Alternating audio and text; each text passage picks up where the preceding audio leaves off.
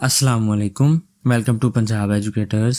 Dear students, आज के इस लेक्चर के अंदर हम वेरिएबल डिक्लेरेशन और वेरिएबल इनिशियलाइजेशन के बारे में पढ़ेंगे। हम जानते हैं कि जब भी हम किसी प्रोग्राम के अंदर किसी वेरिएबल का इस्तेमाल करते हैं तो उसको इस्तेमाल करने से पहले हम सबसे पहले उसको डिक्लेयर करते हैं, यानी उसको पहले हम बनाते हैं। डिक्लेयर करना या वेरिएबल डिक्लेरेशन से मुराद ये है कि हमने किसी वेरिएबल को ख़ास नाम देना है और उसकी डेटा टाइप बतानी है कि इस वेरिएबल की डेटा टाइप क्या होगी और उस वेरिएबल का नाम क्या होगा। इसी को वेरिएबल डिक्लेरेशन कहा जाता है। इसका सिंटैक्स कुछ यूँ है कि सबसे पहले हम डेटा टाइप लिखते हैं, स्पेस देके हम वेरिएबल का नाम लिखते हैं, उसके बाद हम सेमीकोलन लगा देते हैं।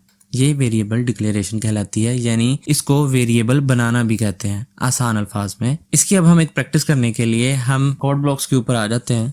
सबसे पहले मैं कोड ब्लॉक्स को ओपन कर लेता हूँ, एक फाइल को ओपन कर लेता हूँ। सबसे पहले इसके एग्जांपल कर लेते हैं। Unsigned int age. Unsigned int ये डेटा टाइप है, एज हमारे वेरिएबल का नाम है। इसी तरह से फ्लोट हाइट।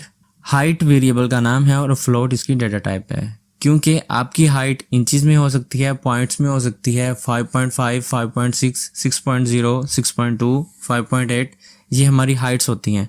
इसलिए हमने फ्लोट डेटा टाइप साथ लिया है, क्योंकि इसके अंदर इशारिया वैल्यू हो सकती है। Int salary. सैलरी क्योंकि इशारी में नहीं होती, ये मुकम्मल नंबर्स में होती है आमतौर पर, तो इसके लिए हमने सिंपल इंटीजर को ही लिया है। Character marital status. Marital status या यस होता है या नो होता है, यानी इसके अंदर सिर्फ एक कैरेक्टर स्टोर हो सकता है। अगर हम इसके अंदर वाई लिख देंगे तो मैरिटल स्टेटस यस हो जाएगा। अगर हम एन स्टोर करेंगे तो इसका मतलब होगा कि वो मैरिड नहीं है।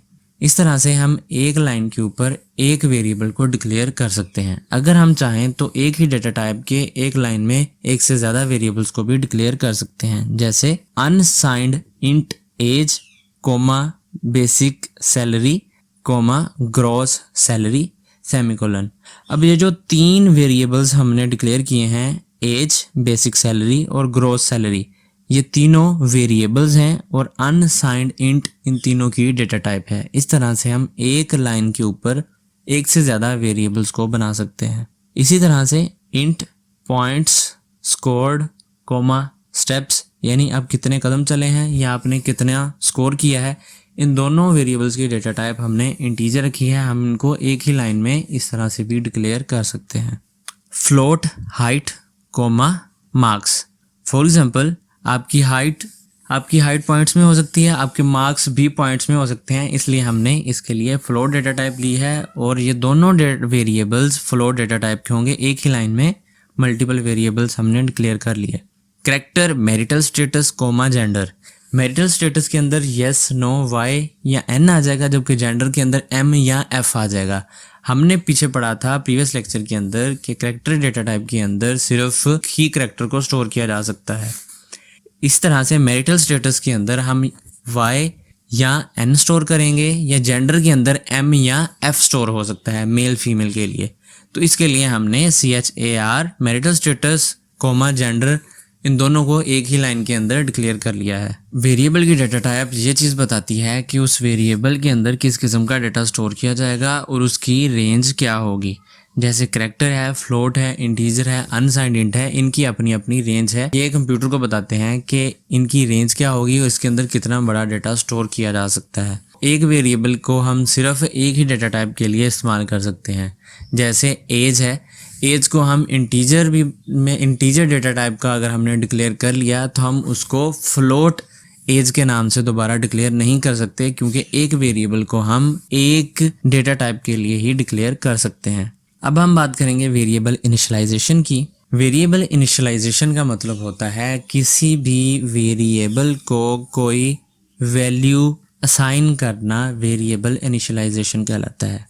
यानी अगर आपने किसी वेरिएबल के अंदर कोई भी वैल्यू, कोई भी कीमत महफूज करवा दी तो उसको हम वेरिएबल इनिशियलाइजेशन कहते हैं। सी लैंग्वेज के अंदर हम दोनों तरीकों से वेरिएबल इनिशियलाइजेशन करवा सकते हैं। जब हम वेरिएबल को डिक्लेयर कर रहे होते हैं तब भी, और वेरिएबल को डिक्लेयर करने के बाद भी हम वेरिएबल को इनिशियलाइज करवा सकते हैं। मिसाल के तौर पर हम इसका सिंटैक्स देख लेते हैं। सबसे पहले हम डिक्लेरेशन में क्या करते हैं, डेटा टाइप लिखते हैं, उसके बाद वेरिएबल का नाम लिखते हैं। अगर हम वेरिएबल का नाम लिखने के बाद इक्वल टू यानी मसावी की अलामत लगा के आगे कोई भी वैल्यू लिख देंगे तो ये वेरिएबल डिक्लेरेशन और इनिशियलाइजेशन हो जाएगी। इस तरह से हम वेरिएबल को डिक्लेयर करते वक्त भी वेरिएबल को इनिशियलाइज करवा सकते हैं। इसके अलावा अगर हम चाहें तो एक वेरिएबल को बनाने के बाद उसके बाद उसकी नेक्स्ट लाइन या कहीं पे भी नीचे उस वेरिएबल को अगर हम कोई वैल्यू दे देते हैं, कोई वैल्यू उसके अंदर स्टोर कर देते हैं, तो वो वेरिएबल इनिशियलाइजेशन कहलाती है। मिसाल के तौर पर character grade int value is equal to 25। Character grade ये हमारा वेरिएबल डिक्लेरेशन है, जबकि int value is equal to 25। Int और वैल्यू यहाँ तक वेरिएबल डिक्लेरेशन है, जबकि वैल्यू इज इक्वल टू 25 यानी उस वैल्यू जो कि वेरिएबल का नाम है, वैल्यू के अंदर हमने 25 को स्टोर करवा दिया, तो ये हमारी वेरिएबल इनिशियलाइजेशन है। हमने ग्रेड वेरिएबल बनाया था कैरेक्टर डाटा टाइप का। अब हम इससे नीचे वाली लाइन पे grade is equal to apostrophe A apostrophe semicolon, हमने इसकी दोनों तरफ सिंगल कोट का इस्तेमाल किया है। हम वेरिएबल ग्रेड को ऊपर वाली लाइन में डिक्लेयर कर चुके हैं CHAR ग्रेड सेमीकोलन के साथ। अब हम इसको इस लाइन में इनिशियलाइज करवा रहे हैं। तो इस तरह से आप दोनों तरीकों के साथ किसी भी वेरिएबल को इनिशियलाइज करवा सकते हैं। चाहे तो जब आप वेरिएबल को डिक्लेयर करते हैं तब इनिशियलाइज करवा लें, बेशक आप उसको उससे नीचे वाली लाइन में या कहीं पे भी नीचे जाके उसको अगर आप कोई भी वैल्यू दे देते हैं, उसके अंदर कोई भी वैल्यू स्टोर करवा देते हैं, तो वो वेरिएबल इनिशियलाइजेशन कहलाएगी। डियर स्टूडेंट्स, आज के इस लेक्चर तक आपका चैप्टर नंबर 1 कंप्लीट हो गया। नेक्स्ट लेक्चर के लिए आप हमारे चैनल को सब्सक्राइब कर लें ताकि आने वाली हर वीडियो आपको टाइमली मिलती रहे। मिलते हैं नेक्स्ट लेक्चर में, तब तक के लिए अपना ख्याल रखिए। अल्लाह हाफिज़।